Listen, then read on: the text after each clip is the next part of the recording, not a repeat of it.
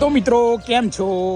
અહીં જોઈ શકો છો માતાજીનું મંદિર છે. અમારા બાબુલાલ આરામ કરી રહ્યા છે. તો મિત્રો આજે એક સરસ મજાની અહીંયા બેઠા બેઠા અમે આરામ કરતા ત્યારે એક સરસ મજાની રીલ જોઈ. મને લાગ્યું કે લાવો તમારી સાથે પણ હું શેર કરી દઉં.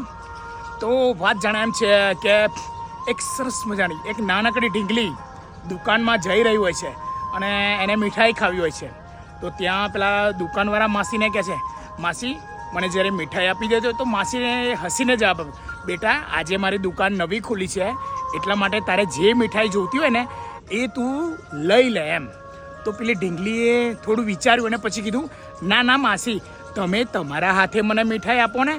તો માસી કે ના ના બેટા હું થોડા કામમાં છું, તું મીઠાઈ તારી જાતે લઈ લે. તો ઢીંગલી પણ બહુ એ પણ એ હતી હોશિયાર એટલે એને ના પાડી કે ના ના મારે નથી લેવું, તમે જ તમારા હાથે આપો. અરે બેટા કેમ જીદ કરે છે, લઈ લે ને.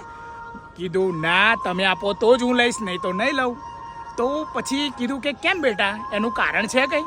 તો હસીને જવાબ આપ્યો પેલી નાની છોકરીએ કે જો માસી તમે તમારા હાથેથી આપશો ને તો ઘણું બધું આવશે અને હું મારા હાથેથી લઈશ તો થોડું જ આવશે. એટલે મિત્રો તમને કંઈ સમજાયું કે નાની ઢીંગલી નાના હાથ થોડું જ આવે અને માસીના હાથ મોટા ઘણું બધું આવે.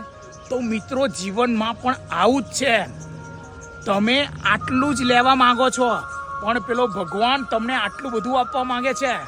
સમજાય છે? તો આપણે બધું ભગવાન પર છોડવાનું છે. આપણે આપણા સારા કર્મ કરતા રહેવાનું છે. એ તમને અઢળક આપશે મિત્રો. તો ચાલો મિત્રો, જય હિન્દ જય ભારત. સમજાયું હોય તો કોમેન્ટ જરૂર કરજો. ચલો થોડો આરામ કરીએ પછી ઉપડીએ.